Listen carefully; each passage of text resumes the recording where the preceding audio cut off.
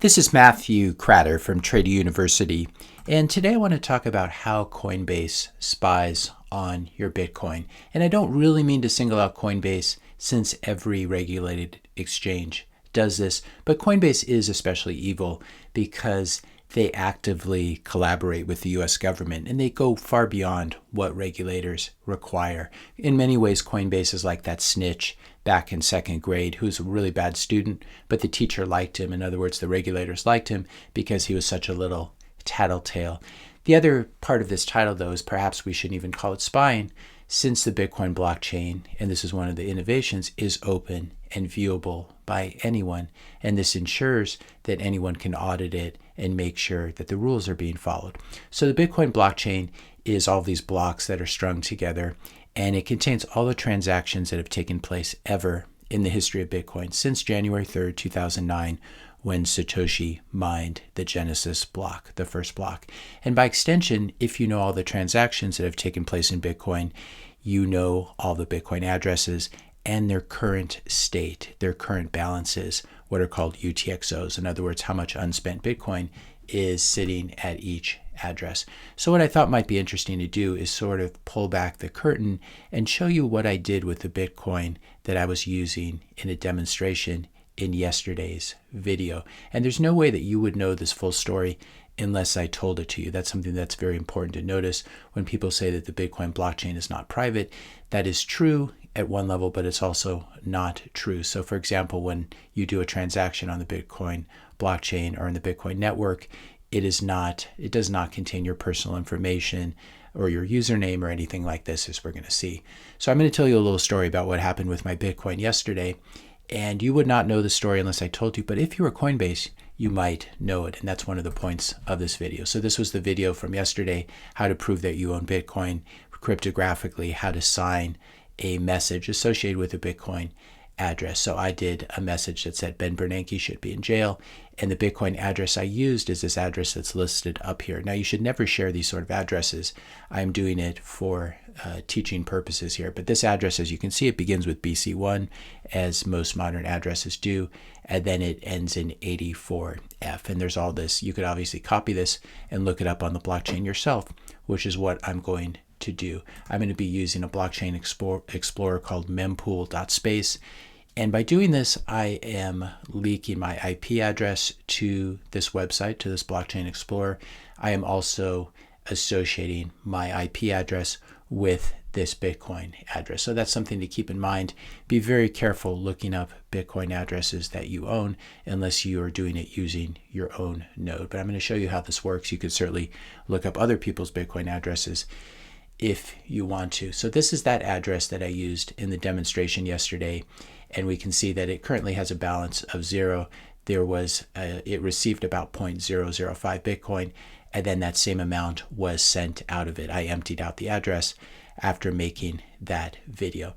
We can see that there are 2 transactions associated with this address, and I'm going to start with the earlier one, which took place on October 11th, and then the later one took place yesterday on October 19th. So the first transaction that took place was I bought $100 worth of Bitcoin using Coinbase. And you should not use Coinbase. You should use Swan Bitcoin or use Strike instead. Use one of these Bitcoin only companies. I'm not affiliated or paid by any of them.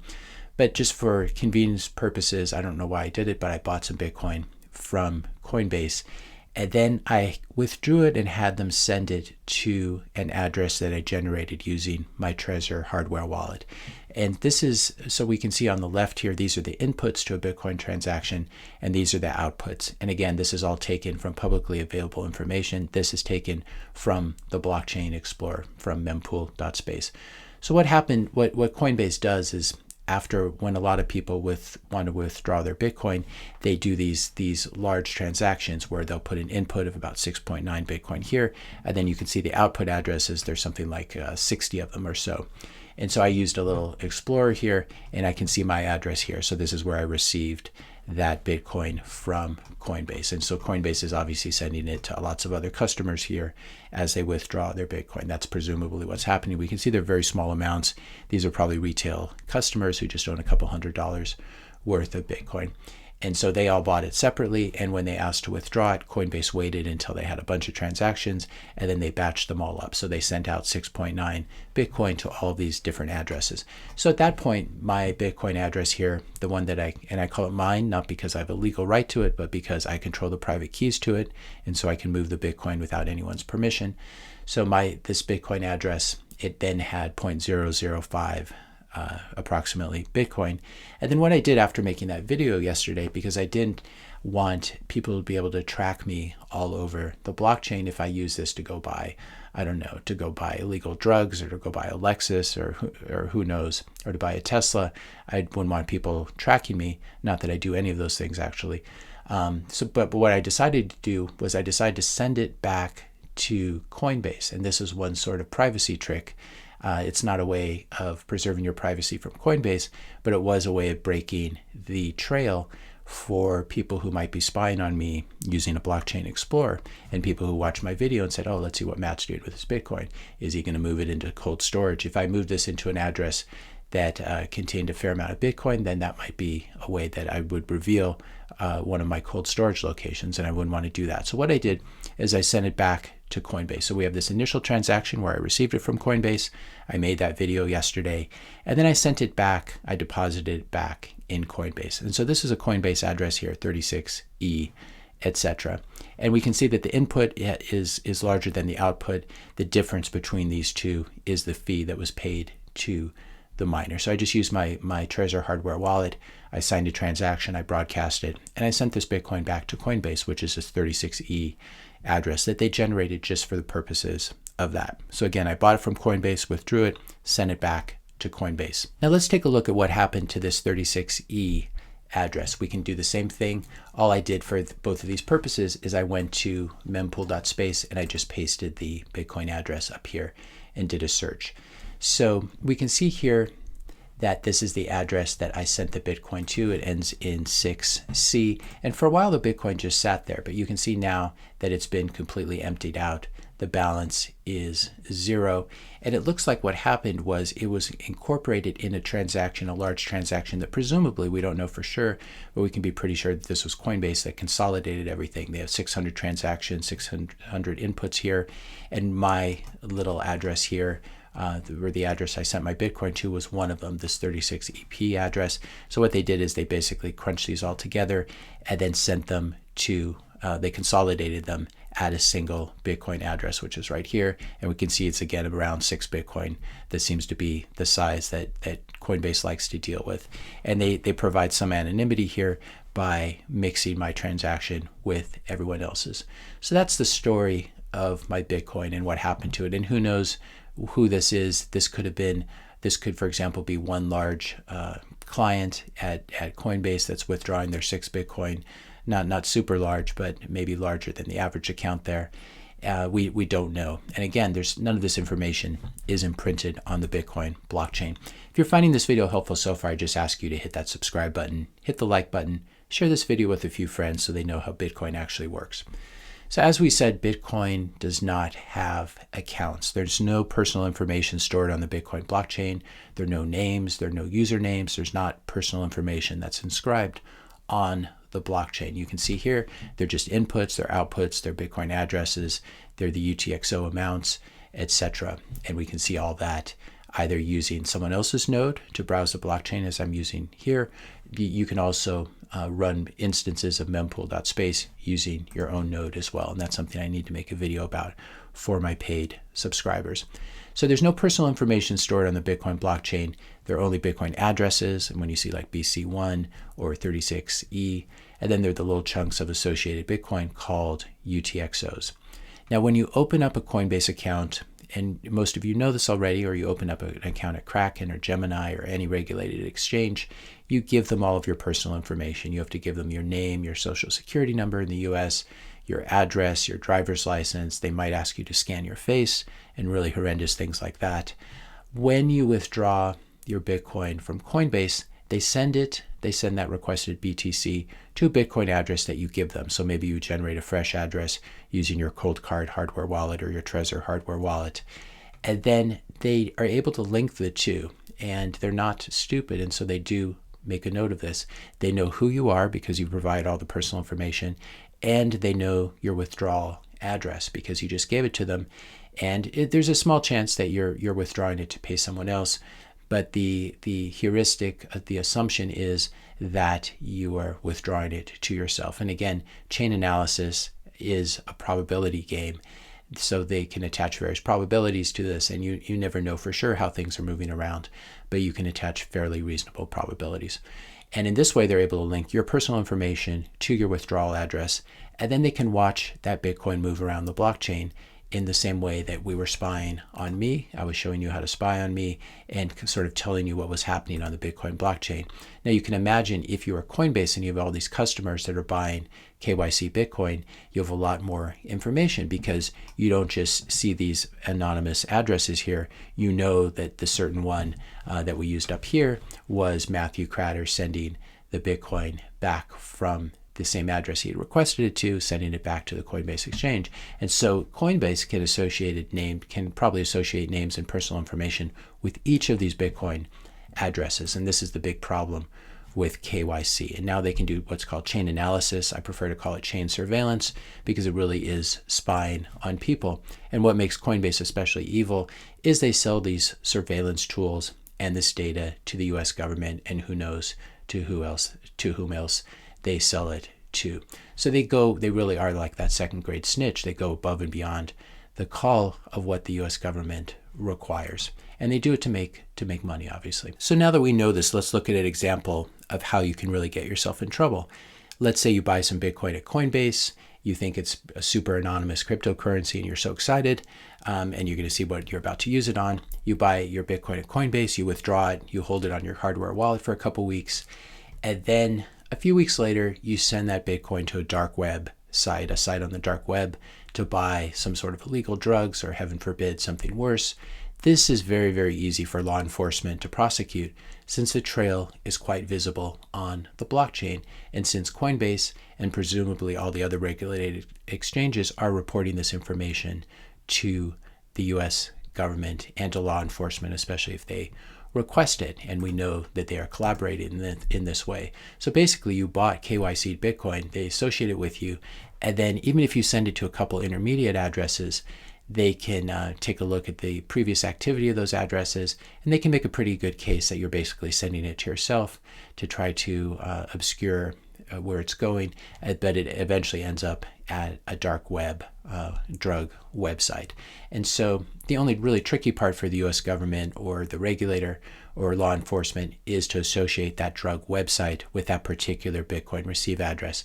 But they can probably do it, especially if the drug website is really stupid and they're reusing Bitcoin addresses.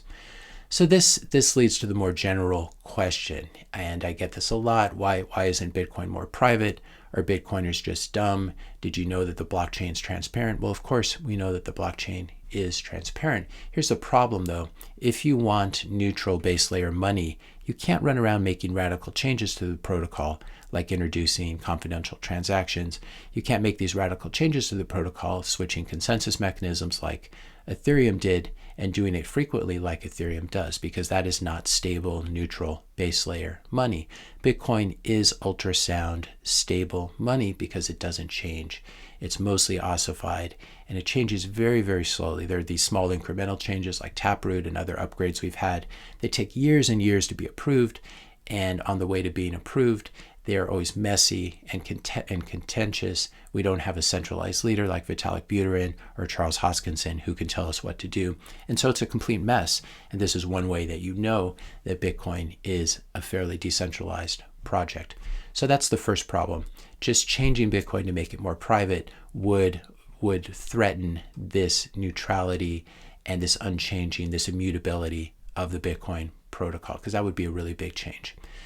The second problem is if you introduce confidential transactions or other privacy innovations at the base layer, at the blockchain layer, it becomes much more difficult to audit the supply of Bitcoin. And I know this is a problem in Monero, that it's much more difficult to audit the full supply, and so you're more subject to inflation bugs.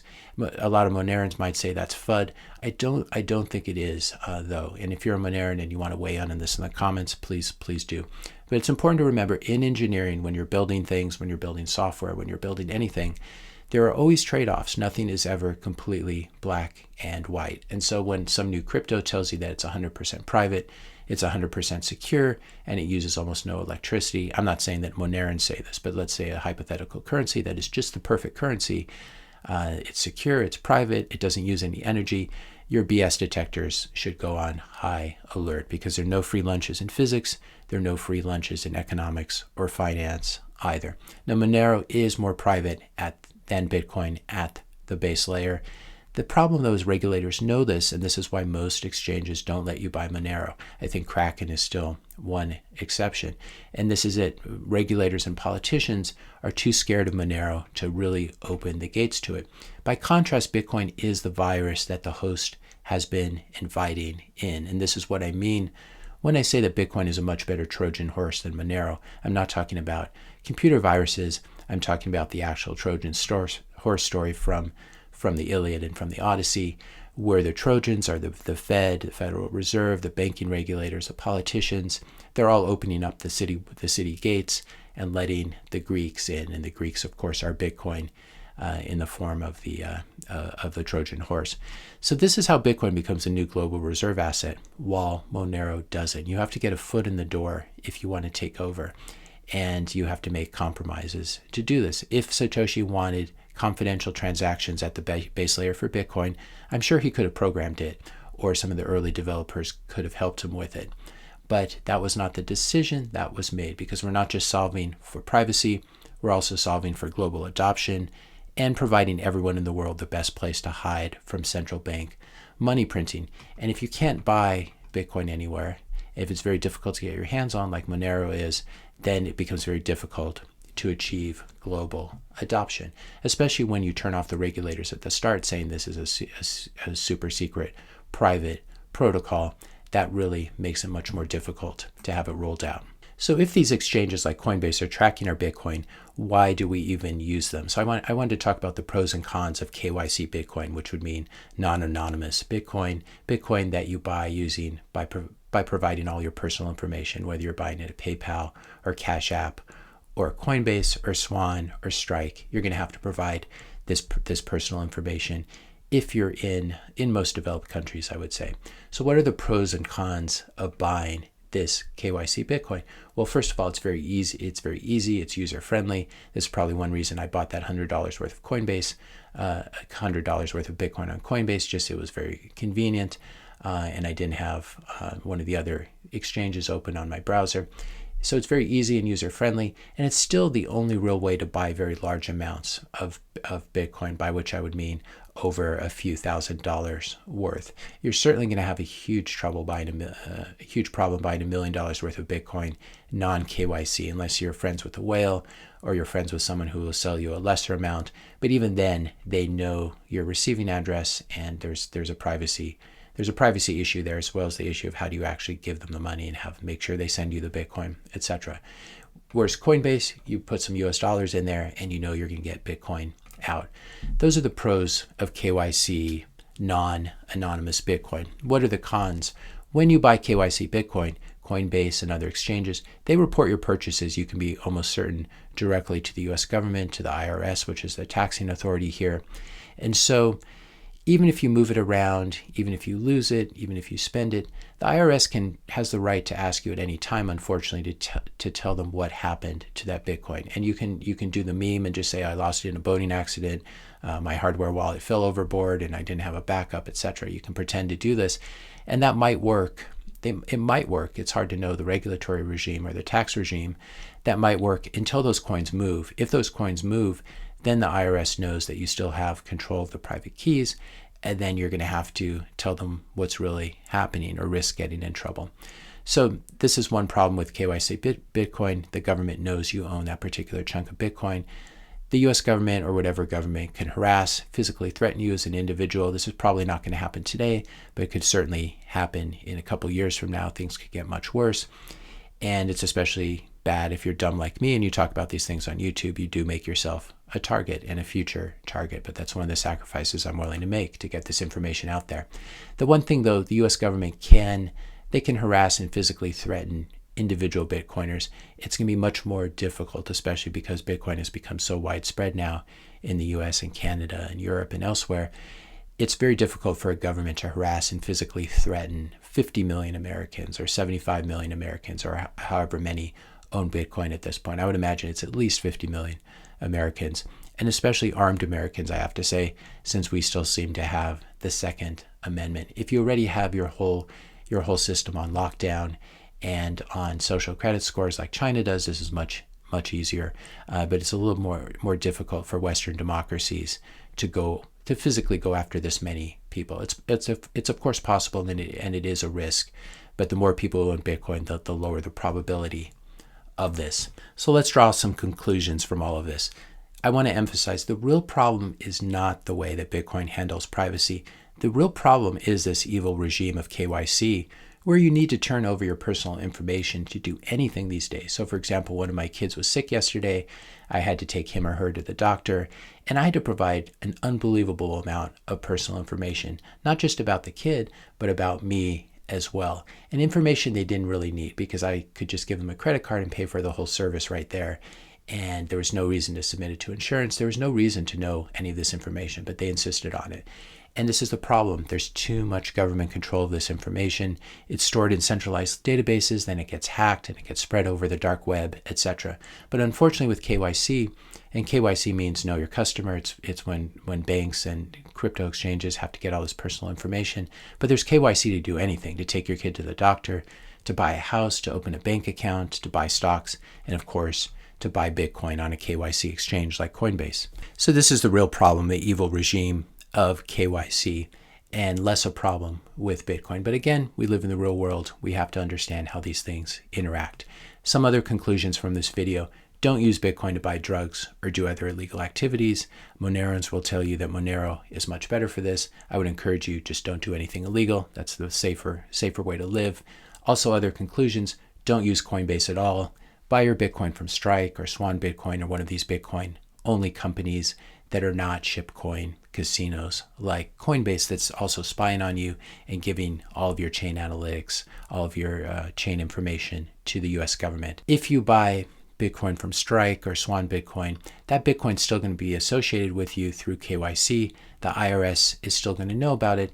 But if you are a long-term hodler, if you're in this for the hodling game, you can put it in cold storage. You can hold it on a hardware wallet like a Trezor or a Cold Card until full Bitcoin adoption is here.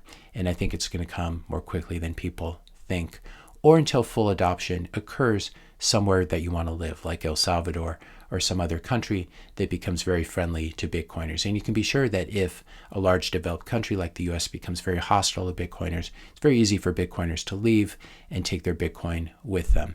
And the fact that the IRS knows that you own this Bitcoin, etc., that's a problem. But if you're in a different jurisdiction, and assuming you're not going to come back to the US, there's really nothing they can do. They can send you lots of letters that you owe taxes. Again, it's hard to know what kind of worlds we're going to be living in a decade from now. You might have trouble traveling internationally. There might be lots of gates and lockdowns, etc. But this is one solution and one way of dealing with KYC Bitcoin. If you bought KYC Bitcoin, it doesn't matter how you mix it up or how you CoinJoin it. It's still going to be associated with you, or at least the government will know that you own it. So one solution: you buy KYC Bitcoin from Swan or Strike, you hodl it until full Bitcoin adoption is here, which might be in your lifetime or your kid's lifetime. At that point, when we have much fuller Bitcoin adoption, you will probably be able to spend this Bitcoin like money. You won't be taxed. There won't be capital gains taxes. The tax exemption will have moved up to $10,000 or $20,000 or $50,000. And this is the important thing: there will be better privacy solutions available for spending. And so when you spend this Bitcoin, you might do it over the Lightning Network, you might do it over a Layer 3 app, etc. And this will obscure the fact that it is you doing the spending, and it will sever the tie between that Bitcoin in cold storage and the merchant that you're spending the Bitcoin at. If you want an easy way to break the public trail on your Bitcoin, you can just send it back to a KYC service like Coinbase, like I did in with the Bitcoin from yesterday's video. So I didn't want people to be able to track me on chain. So I just send it back to Coinbase. And this doesn't, of course, Coinbase still knows what I'm doing, but at least the whole world doesn't know what I'm doing. Again, if Coinbase is reporting it to the US government, then that is a problem, of course. Not, I wasn't doing anything illegal, so it's not a big problem. But my main goal here was just to make sure that people who saw this video, and this video is going to be up for a very long time, I imagine. This Bitcoin address is going to be public. Everyone knows that it's me. And so I wanted to obscure the trail. Now, if you want to use Bitcoin more privately, so if you just want to hodl it, you can buy it at a KYC exchange like Strike or Swan. Again, I'm not being compensated by either of them to say that. Buy it at a KYC exchange, hodl it, don't move it around, don't spend from your cold storage account. Everything will be fine. But if you want to use Bitcoin more privately, if you want to learn about these more advanced tools that I don't talk about on YouTube for obvious reasons, consider looking into buying anonymous Bitcoin and playing around with collaborative transactions like CoinJoin. CoinJoin is not a mixer. CoinJoin is simply a collaborative transaction that you can use to obscure the trail of your Bitcoin. And that's something that I could have done with that Bitcoin from yesterday's video, but I chose not to. I chose just to send it back to Coinbase instead. If you want to learn about how to buy non-KYC Bitcoin, how to buy Bitcoin anonymously, how to CoinJoin, I'd encourage you to click the link in the description notes below, which links to this course. Use the coupon code that I provide there to get the best price, and you can learn how to buy Bitcoin anonymously, how to CoinJoin, how to build your own multi-sig cold storage vault, etc. There's lots of good material there once you've exhausted all my free material that's available on YouTube. If you found this video helpful, be sure to hit that subscribe and like buttons. Hit the notification bell if you want to be notified when I publish my next video. And let me know your questions and comments in the comment section below. Thanks a lot for watching, and I'll see you in the next video.